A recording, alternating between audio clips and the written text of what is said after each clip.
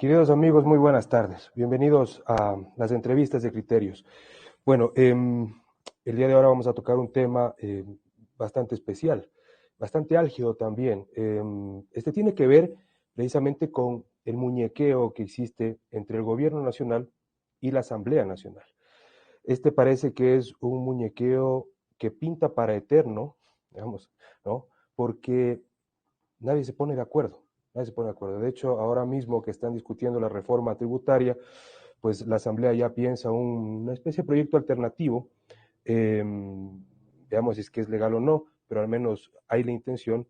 Y nadie tiene los votos, ni para aprobar, ni para negar, ni para archivar, ni para nada. Entonces, eh, hay mucha expectativa dentro del gobierno, de hecho, sobre lo que vaya a suceder el día de mañana a las 11 de la mañana cuando se retoma esta sesión para discutir la reforma tributaria. Pero ¿por qué puede ser un eterno muñequeo, más allá de lo que suceda con la reforma tributaria? Es que el país tiene muchos temas pendientes, muchas leyes que tienen que cambiar, propuestas que tienen que venir no solamente del gobierno o de la asamblea, sino de la propia sociedad civil, y pues todo pinta para que sea un poco más oscuro el asunto. Entonces, para eso, pues hemos invitado a dos analistas en esta ocasión. Primero, pues, damos la bienvenida a Saudia Leboyer, quien es periodista, es académica, profesora en varias universidades de Quito, y también, pues, es articulista del diario Universo. Bienvenida, Saudia. Gracias, Jan, y buenas noches. Muy bien, también contamos, muchas gracias, contamos con la presencia de Francisco Rocha, quien también es periodista, es un experimentado analista político y además es secretario ejecutivo de la Asociación Ecuatoriana de Editores de Periódicos. Bienvenido, Francisco. Gracias, Jan. Hola, Saudia. ¿Cómo vamos? Hola, Francisco. Muchísimas gracias. Bueno, empecemos. 14 votos del Partido Social Cristiano, 48 UNES, 25 Pachacutic, 16 la ID, 25 el BAN, el gobierno. Pero Saudia, este muñequeo, ¿cuánto durará, crees tú? Bueno, el muñequeo tiene que ser constante, especialmente cuando no cuentas con una mayoría, como es en el caso del gobierno, y cuando tienes también bloques legislativos que no están pensando en una salida viable para un país que está saliendo de una pandemia con problemas económicos severos. Cuando se ha dicho varias veces que hay que ponerse el país a las espaldas, significa que toda la clase política empuje en una dirección, pero todavía estamos como en un escenario no tan duro como fue cuando el presidente dijo que nos vamos a la muerte cruzada, pero si es que seguimos por esta ruta, o sea, eso es algo que se veía venir, entonces tendrán que irse a una consulta popular y ver los caminos que les quede, si es que el presidente quiere impulsar la agenda por la cual fue el electo y por la cual los que le están haciendo el mayor peso de oposición se mantienen en esa línea porque no cede frente a lo que ellos están pidiendo, porque son pedidos supremamente puntuales, ¿no? De algunos bloques legislativos, me refiero. Muy bien. Francisco, eterno muñequeo entre la Asamblea y el gobierno, ¿cómo lo ves tú desde tu experiencia? Jan, Saudia, a mí me parece que estas cuatro minorías que existen en el Congreso que podrían definir, sumadas a unos cacicazgos en general, lo que nos demuestran es el fraccionamiento que provocaron estos 280 movimientos políticos que acudieron a las elecciones. Entonces, muñequeo no hay casi una inmovilidad del gobierno y me parece a estas alturas ya que le falta acción política. Pero uno se pregunta también ahí, ¿qué acción política puede tener alguien que cuenta con sus aliados con 30 votos? ¿Qué les pasa con 2 o 3 votos a las otras minorías, a la primera y a la segunda minoría? Pero también hay que tomar en consideración dos cosas ahí, que de las dos minorías restantes, la una Pachacútec, la izquierda democrática, han sido vergonzosas porque han habido que tratar para destituir a quienes ellos nos propusieron que elija el pueblo ecuatoriano. Entonces, en esos dos grupos se ve división. Entonces, también en esas minorías tenemos otros grupos. Y las dos primeras minorías, una que es de UNES, o sea, el correísmo, y el otro, el Partido Social Cristiano, demuestran a veces juntándose, no hacen una mayoría, digamos, de la mitad más uno, pero hacen una mayoría que puede bloquear todo. Entonces no hay muñequeo, Jan, aquí hay un chantaje y una forma de frenar un proyecto político que ya es práctica de quienes gobernaron el país en el correísmo en sus dos versiones en estos 14 años, Correa y Moreno, ¿no? Es la misma Alianza País con otros nombres, ahora son UNES, tienen dos partidos, el uno debería estar cerrado, pero ya le cambiaron de nombre, tiene todavía la sentencia de estar cerrado. En fin, o sea, ahí no hay muñequeo, aquí hay un cálculo político que debería, desde mi punto de vista, y eso sostenido desde antes, debería plantearle al presidente una salida que es, como dice Audio, una consulta, y yo prefiero una muerte cruzada. Esta Vamos a hablar de asamblea esto. como está, no es viable para un país que necesita salir del atraco y la obsesión de poder de un grupo y de la pandemia. Increíble. Saudia, un poco sobre este punto que plantea Francisco. Hay temas pendientes, incluso está la reforma laboral pendiente, no avanza la ley de educación superior, la ley de comunicación o la nueva ley de comunicación que ha planteado el gobierno, incluso gremios que defienden la libertad de expresión y otros asambleístas, pues también no hay ningún resultado. Y hay otros cambios que pueden ser incluso más fuertes, ¿no? Es decir, por ejemplo, hace algunos años, 3 años específicamente, pues se hablaba de que más del 50% de la población ecuatoriana estaba dispuesta a votar por revisar la Constitución. Entonces son cambios profundos, pero ¿cómo ves tú estos problemas en manos de los dos poderes estatales? A ver, están ellos en una posición, yo diría, reactiva, tratando de encontrar soluciones que son parches, porque, como dice Francisco, hay un bloqueo, o sea, el bloqueo es innegable eh, y hay que buscar una salida, pero la salida política es la que hay que ver cómo se la va estructurando, justamente, porque ir a una muerte cruzada es de alto riesgo para todo el país. Mantenernos como estamos también es complicado y toda la agenda del país está muerta. O sea, si tú miras el contenido de lo que se debate públicamente, es lo que pasa en el momento. Cuando hay muertos en las cárceles, son las cárceles. Cuando hay problemas o cuestiones de vacunación, pues es la vacunación.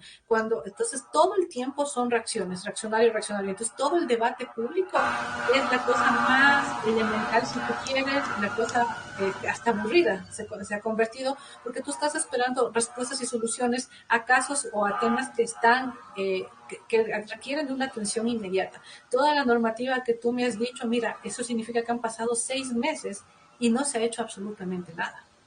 Y es grave porque tú necesitas algunos cambios que son urgentes. Ni siquiera podemos empezar por los temas, me refiero a empezar los asambleístas, por los temas que son menos conflictivos. O sea, ni siquiera eso abordan porque o están haciendo sus famosas declaraciones, que no recuerdo el nombre técnico, o están entre ellos mismos descalificándose porque han nombrado a la gente que han nombrado dentro de sus agrupaciones para llegar a eso, pero tú no ves ahí un interés real que haya para sacar al país adelante. Entonces, frente a tu pregunta, yo te diría, pues no están haciendo nada. Yo no veo que hagan nada. Ya han pasado 6 meses. Muy bien. Ahora, Francisco, en esto que plantea Saudia, eh, acerca de precisamente que va a ser imposible, bueno, tú ya nos adelantaste que tu visión es, o tu propuesta sería, pues, ir a la muerte cruzada. Pero, digamos, en el primer intento que tuvo el gobierno para este movimiento, hubo un repliegue, ¿no?, de la Asamblea. Esto, digamos, ¿cómo se pudiera resolver si es que la propuesta que tú pones sobre la mesa se convierte en viable? La propuesta es cómo nos quitamos de la Constitución de Montecristi, porque ese es el gran dique que nos tiene frenados. ¿Qué hacemos con el Consejo de Participación Ciudadana que en virtud de todo lo que pasa en la Asamblea, ellos siguen actuando y se quieren tomar la Fiscalía, la Contraloría, todo. Quieren volver, tienen ansias de poder y están ahí en mayoría. ¿Qué hacemos con el contencioso electoral? Que por lo menos a los jueces que le dieron yo diría que estas opciones de quedarse al alcalde, al exalcalde Yunda, ya están siendo sancionados, y el contencioso electoral, que debió haber actuado con seriedad, respetando la democracia, vergonzosamente actuó y siguen ahí. Están calladitos, no han resuelto el tema. Pero vemos un debate en la Asamblea con esta ley que nos propone, donde, claro, es tributarista, ¿no? Sí.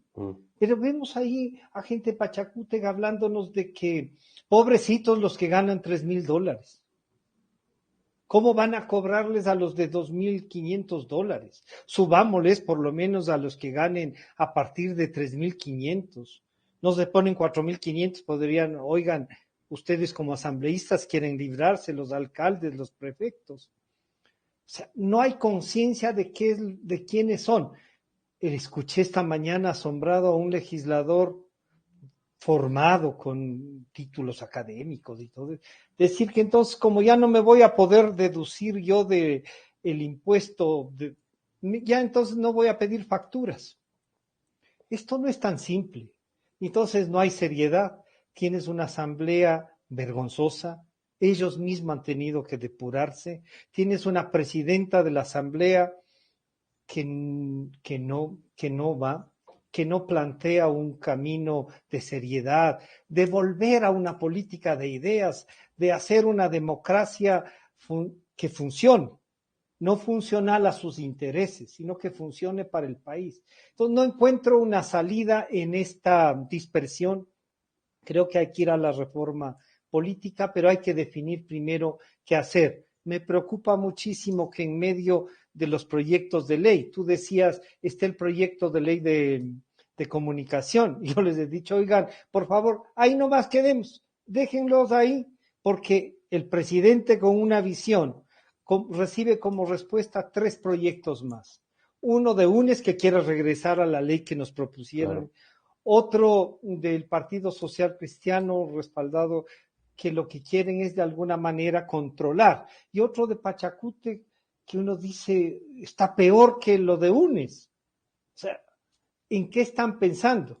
Déjennos ahí, por favor. O sea, en temas de comunicación, gracias a Dios que no han podido ponerse de acuerdo, cómo nos caen a garrotazos Jan y Saudia. Eso es. Increíble. Saudia, tú hiciste un estudio súper interesante sobre la polarización en Ecuador. Un estudio incluso con una metodología, digamos, matemática, es un estudio casi científico. ¿Tú crees que esto que estamos viviendo es consecuencia de lo que vivimos durante 15 años? Es decir, estos rezagos, y ¿cómo nos puedes describir desde ese modelo lo que está sucediendo ahora? Verás, lo que pasa es que la polarización, si quieres, se cultiva muy fácilmente cuando tienes gobiernos altamente populistas. Es mucho más fácil porque tienes el líder, tienes la imposición del discurso, partes a la sociedad y es fácil. Los coletazos vamos a seguirlos viviendo y no por corto tiempo, porque además tienes el fenómeno de la red social, que lo que te hace es generar esta suerte de burbujas de opinión de ciertos temas, y que hace que eso se multiplique la polarización o se mantenga. Con eso lo que hemos perdido es algo valiosísimo, de lo que casi no se habla desde hace muchísimos años, que es la famosa pluralidad.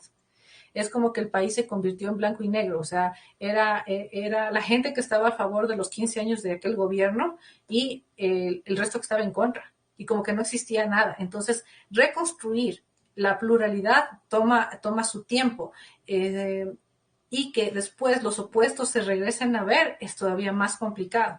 Entonces hay que trabajar en una serie de frentes, eso es un poco la idea, ¿no? Trabajar en una serie de frentes para ir matando esta polarización.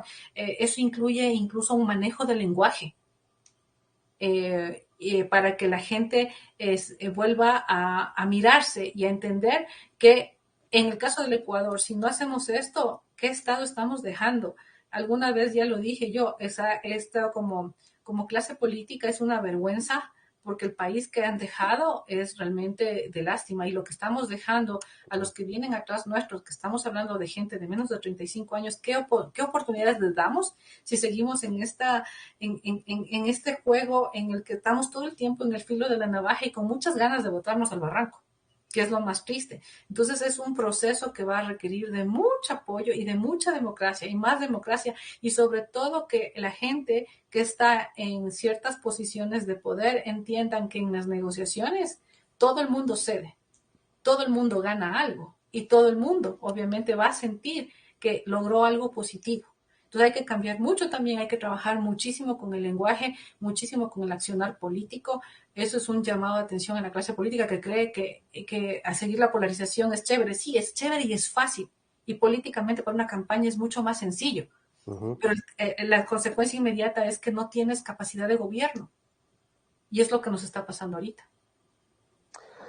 Increíble.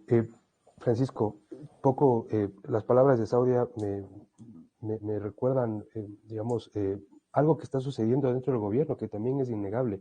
Por ejemplo, mira, dentro del gobierno ven que si es que el proyecto no pasa, el proyecto de la reforma tributaria no pasa, pudiera provocarse una crisis bastante grave, incluso más grave de las que ha vivido el gobierno en este tiempo. Pero todavía es como que no están preparados para lo que suceda mañana. Eso me contaba gente incluso del gobierno, eh, incluso el día de hoy. ¿Tú no crees también que hay un poco de, digamos, problemas con el tema de comunicación o gestión política? Es decir, que ellos también son parte responsables de lo que está sucediendo.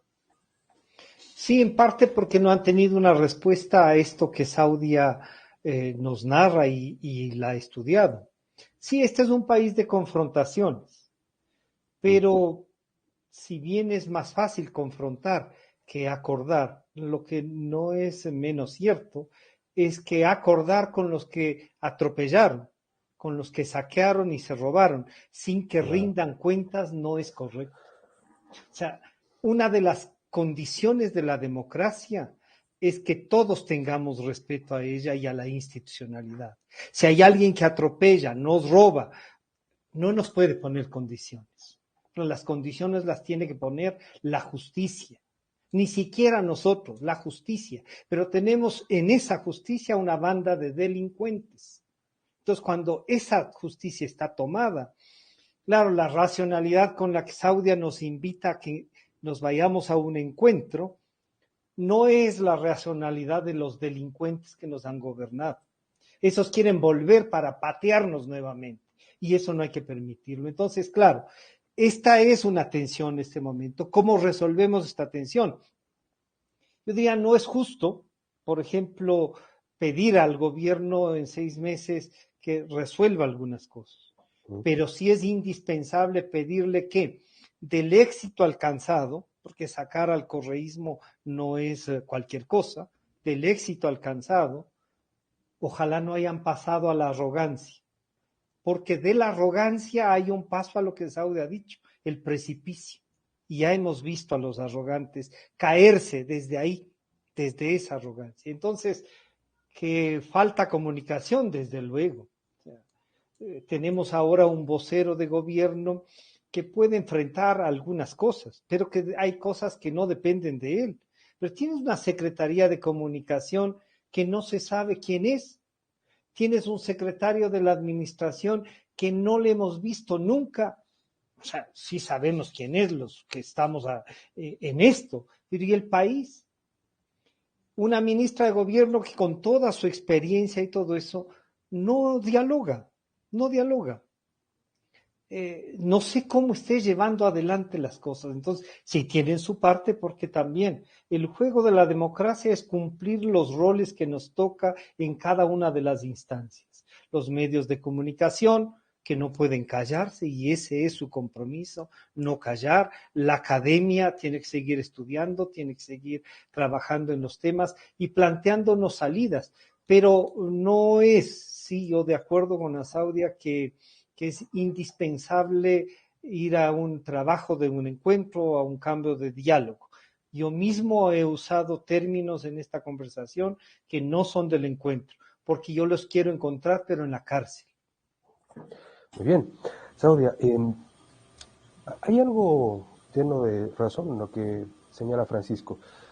Digamos, la impronta de Carlos Gijón se vio precisamente luego de que la Comisión de Garantías Constitucionales elaboró este informe donde sugiere, pues que, sugería, ¿no? Sugiere todavía, porque existe el informe, que el presidente vaya a la Asamblea, incluso pues que hay una causal de destitución.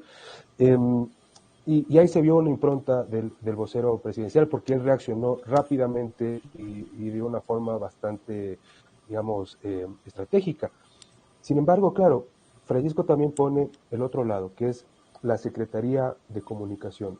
Incluso, pues ellos han creado o crearon, ya rectificaron, eh, una cuenta para como de verificación de noticias. Entonces es un poco extraño, ¿no?, que desde el poder quieran verificar la información, cuando ellos deben ser los proveedores de la información. En concreto, la pregunta es, ¿cómo evalúas tú el trabajo de comunicación de la Secretaría de Comunicación del gobierno de Guillermo Lasso? Primero quiero decir una cuestión. Dentro del planteamiento que yo hice hace un minuto, yo no dije la cuestión esta de que tienen que asumir las responsabilidades, pero yo estoy completamente de acuerdo con Francisco en la medida en que el juego democrático implica cumplir la ley y asumir las responsabilidades de lo que uno hace, sin que eso no quite para tratar de que el resto del país trabaje en la otra dirección, porque ahí obviamente eso es manzana podrida, la manzana podrida hay que sacarla, o sea, ahí no tienes nada que hacer. Eso por un lado. Por otro lado, frente a lo que tú dices de la Secretaría de Comunicación, yo no veo todavía un trabajo así, digamos, completo y absolutamente claro en lo que tendría que ser la comunicación pública. Porque una cosa es estar en campaña y otra cosa es estar en gobierno. Y a ratos, ayer veía, por ejemplo, una pequeña cadena en YouTube que puso el gobierno y yo decía, ¿y esto es comunicación de gobierno? ¿O todavía no se están viendo a sí mismos como que están en una constante campaña? Y eso no es, creo yo, el mejor camino. O sea, una comunicación de gobierno es ser transparente, entregar la información, dar accesos, actualizar los datos. Hay muchos problemas con la data que se tiene que conseguir para hacer ciertos trabajos periodísticos o trabajos de investigación académica. Entonces uno dice, en eso deberían estarse ocupando ahora. Hay una suerte de que todavía no hay una mentalidad para modernizar lo que era la LOTAIP. Yo sé, o sea, es fácil decirles que la ley solo me dice esto, pero no es así. O sea, cuando estamos trabajando con acceso a la información, quien marca las pautas son los gobiernos, y los gobiernos quieren ser transparentes, facilitan el trabajo de la prensa, y ese facilita lo pongo entre comillas, ¿no? Porque nosotros igual tenemos que seguir preguntando sobre lo que no nos están contando.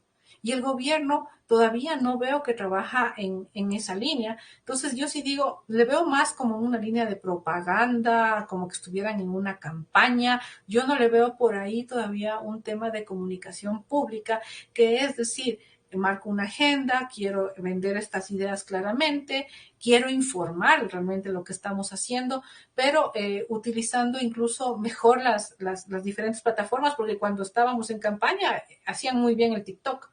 Ahora desapareció todo eso, entonces uno dice, ¿qué es esto? No, ahí yo le veo algunas falencias tanto en los canales como en los mensajes que pudieran estar emitiendo.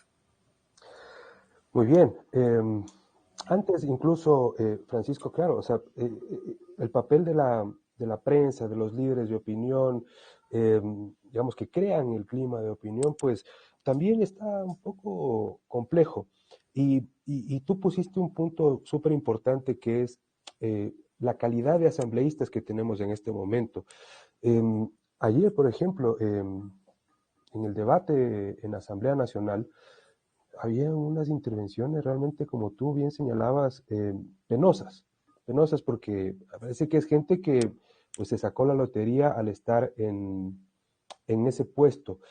Y también me comentaba gente del gobierno, incluso lo publicó ya José Hernández en Pelagatos, de que esto parece que no le, o sea, ellos no quieren que le salga gratis el posible apoyo al gobierno, no solamente en esta reforma, sino hacia el futuro.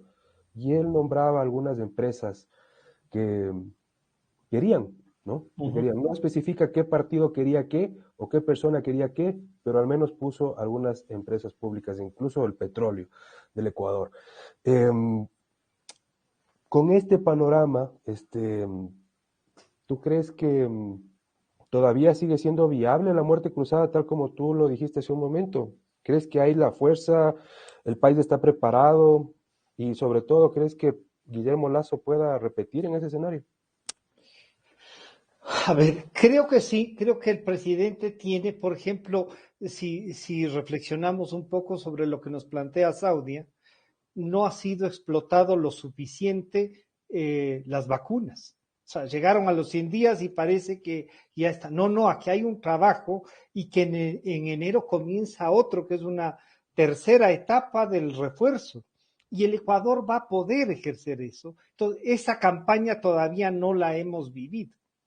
Creo que eso es valiosísimo en cualquier parte del mundo. Pero aquí estamos como que, sí, eso se resolvió, no lo pudieron hacer antes, pero se ha resuelto con un gran esfuerzo entre el gobierno, la actividad privada y la propia voluntad de los ciudadanos. Aquí, por suerte, si bien hay de estos antivacunas, no han tenido esa presencia masiva y esto ha podido fluir. Así todos tenemos espacios a los que no se han llegado con la vacuna. Entonces, si logramos ver a la vacunación no solo como un tema de salud, un tema económico, y lo planteamos desde la comunicación del Estado, desde la comunicación del ejercicio del gobierno, vamos a ver que hay un espacio para reivindicar los 6 meses del Ejecutivo. Pero también podemos medir los 6 meses de la Asamblea. Y algo que tengo que decir así nuevamente y repetir casi con desesperación, tenemos que resolver el tema del Consejo de Participación Ciudadana, de algunos superintendentes, de la Contraloría. Fíjense en que el otro día decían que en la Contraloría hay más o menos 2.300 casos que están alcaldías, prefecturas, ministerios, que van así como que fuese una cosa de entre 1 millón y 3 millones no es mucho, bueno, 1 millón y 3, estamos hablando de casi 4.000 millones de dólares en discusión, para no decir que se han robado, en discusión por lo menos. O sea, si es que eso se anuncia y dicen es que se han estado llevando no el 10, sino el 30 y el 40, estamos hablando de casi 1.000 millones de dólares que están en los bolsillos de alguien. ¿Y de cuántos? Algunos ya se han gastado, algunos, como dijo el presidente, parece que tienen encaletado. Entonces, este no es solo un problema de la institucionalidad. El país está en un momento de quiebre. Y si este quiebre lo lidera el presidente, como lideró para ganar las elecciones, yo creo que tiene opciones de la muerte cruzada y de regresar. Pero supongamos que no tiene opciones de regresar. Que uno tiene que hacer política para quedarse y estar dispuesto a barrer con todo lo que ha dicho en campaña, en su vida, con sus principios, para no más de quedarse. Yo creo que no. Yo creo que hay que jugárselas. Y si hay, está casi la misma juego de otros años. Están las empresas eléctricas, están telecomunicaciones, están hasta los supervisores de la gasolina en provincias están en juego. Y claro, y todavía están en cargos muy altos los que estuvieron estos últimos 14 años. Los que no han podido responder esos casi 2.000 millones de dólares en viáticos. O sea, estamos frente a una cosa que nos puede, es un dique que puede arrastrarnos, sí, pero alguien tiene que tomar para sí esto de devolverle al país un camino que no va a ser fácil, nos va a costar años y que la gente nos entienda y se sume a un proyecto para decir, oigan, más sacrificios que si ahí en la asamblea están defendiendo a los que ganan $3,000 y no se dan cuenta que el 70% no tiene trabajo. Entonces, ¿de qué hablamos? No quieren pagar impuestos. Una frutería, yo sé que no es popular, una frutería a título de que es de indígenas y que hay que tener discriminación positiva, que no deja de vender por lo menos $3,000 en el mes. No puede pagar 30 o 40 dólares mensuales de impuestos o al año, como se dice. Los médicos, los abogados, no pueden pagar o no pueden dar una factura en donde paguen los impuestos. Entonces, ¿y para qué vamos a pagar? ¿Para que se roben? No, no. Hay que perseguir a los ladrones, pero es nuestra obligación también pagar. Entonces, es un país que tiene que salir, como ha dicho Saudia, no es fácil en varios años, pero tiene que iniciar los caminos de construcción de una democracia y una democracia viva. Muy bien. Saudia, bueno, Francisco ha sido insistente en plantear su visión sobre la muerte cruzada. ¿Tú cómo ves esta figura si es que el presidente vuelve a animarse? Porque ya lo hizo una ocasión y lo frenaron, de lo que se conoce. Pero, ¿qué pasaría incluso pues en este escenario de la polarización que tú nos acabas de relatar hace unos segundos? Es que el riesgo, a ver, yo le tengo un poco de recelo a la muerte cruzada, no porque no sea necesaria, sino por el resultado que puede haber. Es un país que ha vivido 15 años en un populismo súper fuerte y eso no se olvida en un ratito. Entonces, es más fácil hacer una campaña así. Además, tú tienes, no es que llegó el gobierno actual y el correísmo desapareció en las distintas versiones, no tanto morenismo como correísmo en sí, ellos siguen en ciertos puestos, ¿no? O sea, y eso es innegable y por eso también yo supongo que deben tener un montón de problemas, pero a mí me da miedo porque es más fácil llevarle a la gente a un populismo. Me pueden decir, ya Arauz lo intentó en la campaña hace unos meses, pero si es que la gente siente o está más no contenta con lo que ha pasado en el país, más allá del éxito de la vacunación, tiende a caer más fácilmente en esto. Yo sé que en la campaña también estábamos en plena pandemia y demás, pero hay un montón de circunstancias. O sea, estábamos en la pandemia, pero quizás no era tan evidente la cuestión de la pobreza. Ahora ya es mucho más visible. Y también hay que tomar en cuenta que estos grupos no dejan de trabajar en los lugares donde ellos son fuertes, en ciertas provincias. Y también a esto hay que irle midiendo el tema de que a la gente que maneja negocios ilícitos, ¿qué les interesa más? ¿Qué tipos de gobiernos les interesa más? Y esa es una variante que no se la puede dejar de lado. Entonces, a mí me dicen, ¿qué dices tú, sí o no? Yo no te puedo contestar porque yo digo, hay demasiadas cosas, sé que hay que tomar decisiones, pero sí hay bastantes cosas que están en juego. Y yo digo, tal vez mirarlo no con eterna paciencia, pero sí con un poquito más de calma para ver dónde se podría generar un quiebre, porque a veces tal vez el dique es tan débil que con un solo golpecito podemos ayudar a que ese dique quiebre y se vaya empiece a solucionarse de alguna manera este país. Pero hay que viabilizarlo. Pero sí tengo, ya te digo, vuelvo a repetir, yo sí tengo mucho recelo por la muerte cruzada porque digo, si gana una línea populista como la que hemos tenido, este país se nos termina de ir. Claro. Entonces, es un momento muy difícil, muy difícil. Francisco, apelando igual a tu experiencia política, ¿tú sientes tal vez que posiblemente, tal vez como en el retorno a la democracia, debemos prepararnos para ese momento de la muerte cruzada? Es decir, por ejemplo, gente que pueda redactar una nueva constitución o gente que pueda estar viendo leyes un poco más acordadas y en determinado momento dar ese golpe, no sé si es que ese es el adecuado, pero como el que relata Saudia, pero tal vez como prepararnos algo similar a lo que fue el regreso a la democracia luego de la dictadura militar. Sí, bueno, en el retorno a la democracia en el 79, desde el 78, no es que estaban las cosas ahí. González Alvear, que era el vocero además del régimen, más allá del triunvirato, González Alvear era el que conducía los temas del diálogo y de esto. Tensiones pasaron, y ya cuando se reinició la democracia, digamos así, también hubo un momento en el que Jaime Roldós pensó en que había que ir a lo que ahora se podría llamar igual la muerte cruzada, ¿no? Pero se hizo, me acuerdo, una comisión de alto nivel, donde estaba Galo Plaza, Andrés de Córdoba, el Cardenal y otras gentes más, que trabajaron, y también ahí se produjo una cosa que fue interesante, que era la división de la concentración de fuerzas populares, de CFP, entre roldosistas y bucaramistas.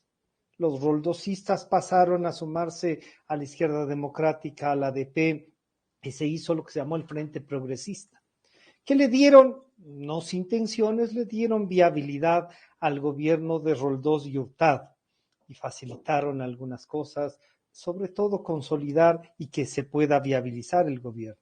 Pero claro, ahí había gente sensata y que tenía propuestas. El mayor problema que yo veo, incluso para racionalizar las cosas que nos plantea Saudia, es que no encuentro propuestas en la asamblea y en los grupos políticos. Los unos empeñados y con la mochila pesada de los 14 años, y lo que quieren es volver. No les interesa cómo, volver y que se caiga este gobierno. No les interesa el país, no. Ellos quieren volver y que se caiga este gobierno y que la impunidad se instale.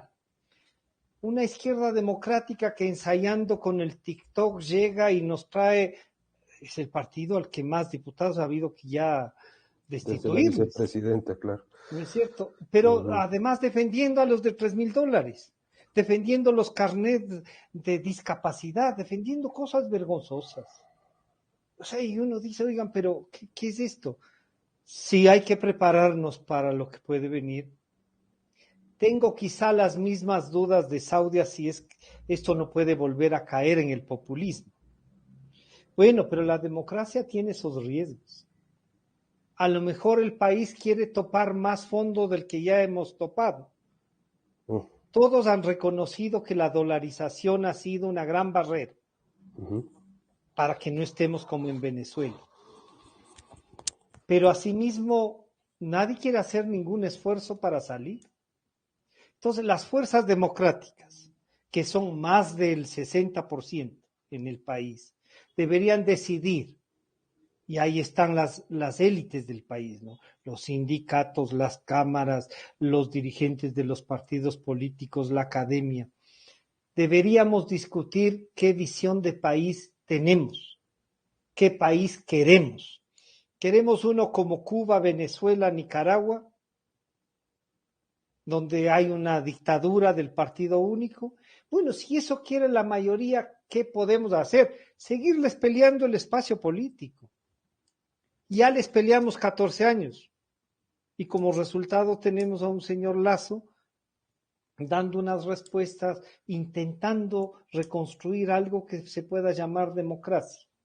Pero tenemos una asamblea de vergüenza. La verdad es que si de la anterior nos asustamos, decíamos ya más bajo, no puede caer, esta está haciendo los méritos suficientes para no solo caer más bajo, sino, como suelen decir los economistas, han crecido en menos 2%. O sea, no, esto es un tema casi de desesperanza. No es que sea pesimista, ¿no? Más bien yo digo, alguien tiene que tomar la decisión de dar un paso. Y si la perdemos, hay que seguirla peleando. No es fácil, como dice Saudi. ¿Será que nos corremos el riesgo de la perderla y se instala nuevamente el populismo? Entonces tenemos un país que quiere que le roben, que le asalten, que le maltraten. ¿Qué hacemos con eso? Increíble. Saudia, Francisco pone un tema también sobre la mesa interesante, y este es el último bloque de preguntas. Muchísimas gracias, más bien, por aceptar la invitación.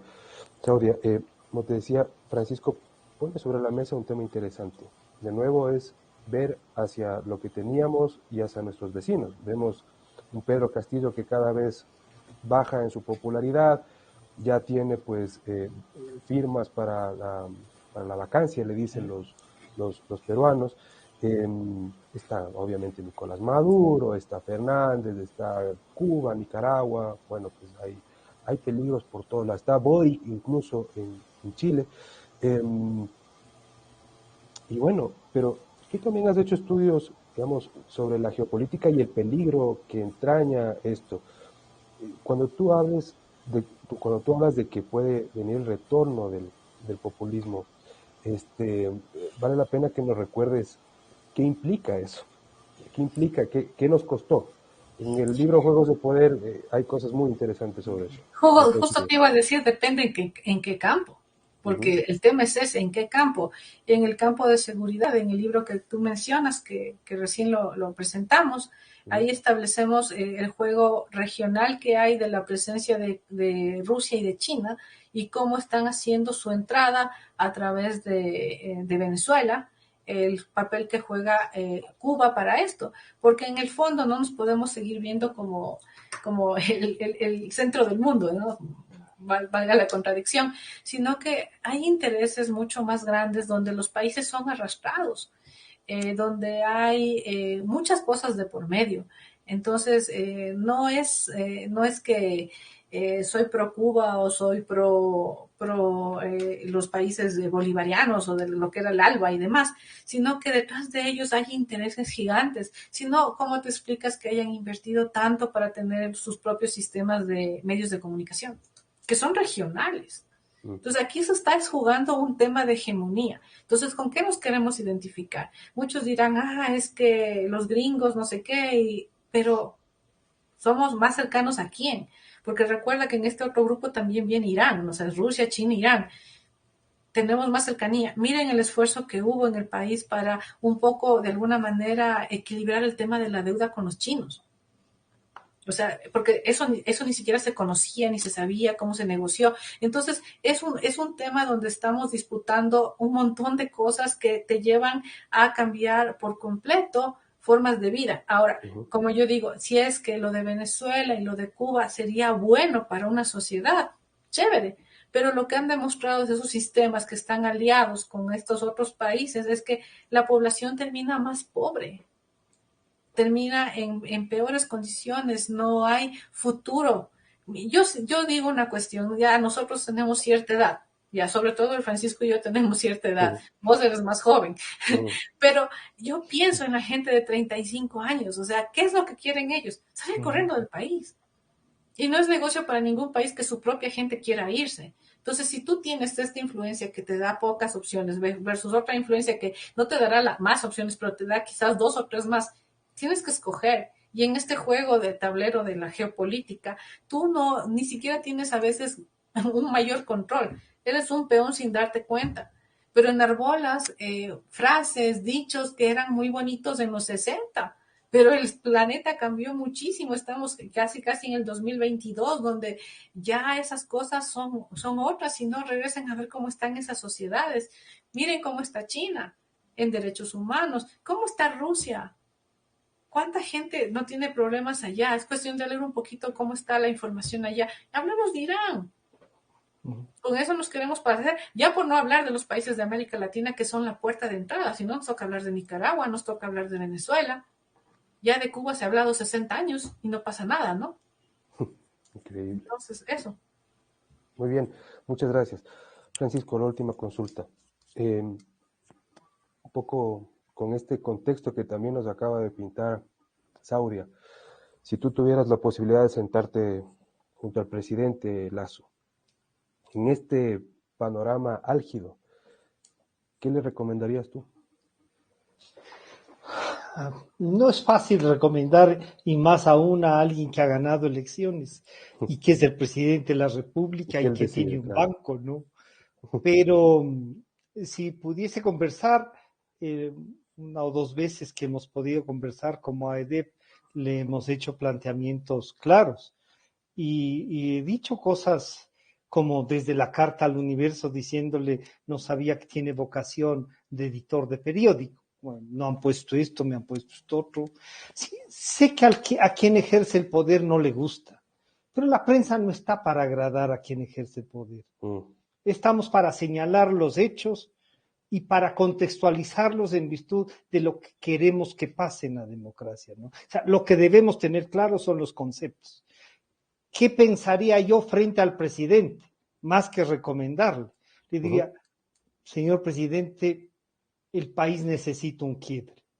Y ese quiebre pasa o por lo menos escoger y regresar a la Constitución del 98 para relanzarla y consolidarla.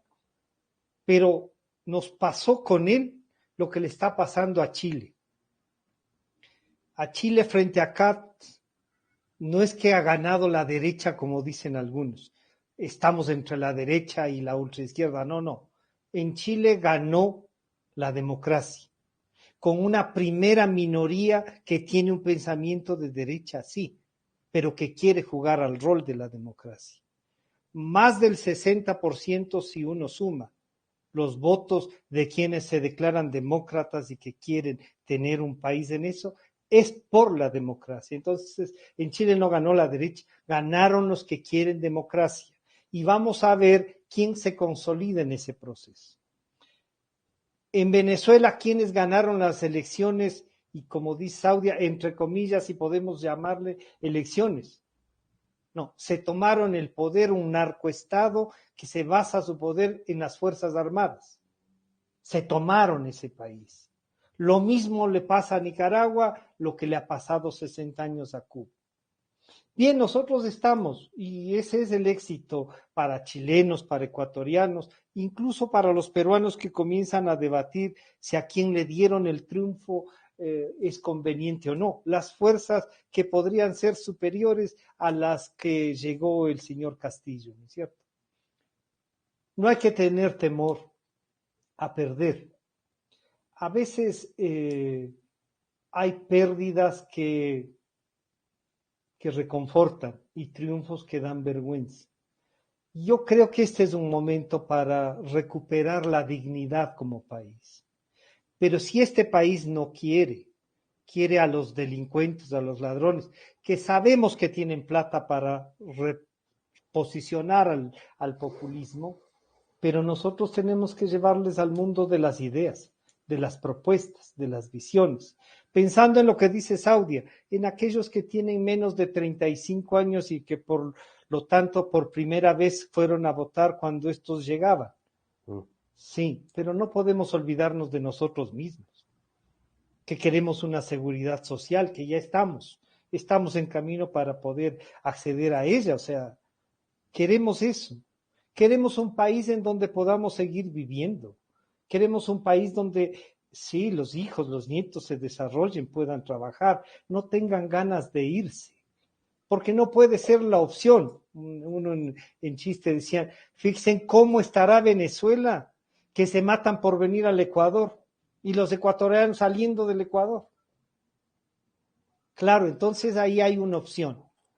Señor presidente, usted tiene el liderazgo, tiene el gobierno, que lo puede perder, sí señor. Pero los estadistas y los hombres de visión no están solo por quedarse. O sea, no creo que haya sido, señor presidente, su opción llegar a la presidencia y quedarse como sea. No, entonces reparta lo que le están pidiendo. Social cristianos, Pachacutex, los de UNES, túmbele a la Corte Constitucional, dele amnistía a Correa, entre estos que le está dando, y negocie parte de Manabí, de Esmeraldas y los puertos con los narcotraficantes. Lindo. Pero ese país quiere, no creo. Yo sí pienso que el señor Lasso se las podría jugar, como debo reconocer, se la jugó 3 veces y sobre todo las 2 últimas para llegar a la presidencia. No desperdicie ese gran trabajo de haber llegado por la arrogancia solo de estar. Correcto. Muchísimas gracias, Francisco. Muchísimas gracias, Saudia, por aceptar esta invitación a las entrevistas de criterios. Espero que esta no sea la última vez. A la gente que nos ve, pues, claro, siempre. Ya saben que aquí está abiertas las puertas. Les agradezco mucho y a las personas que nos ven, hasta el próximo jueves. Gracias. Gracias, Jan. Gracias, Saudia. Chao. Gracias, chao. Ya nos vemos.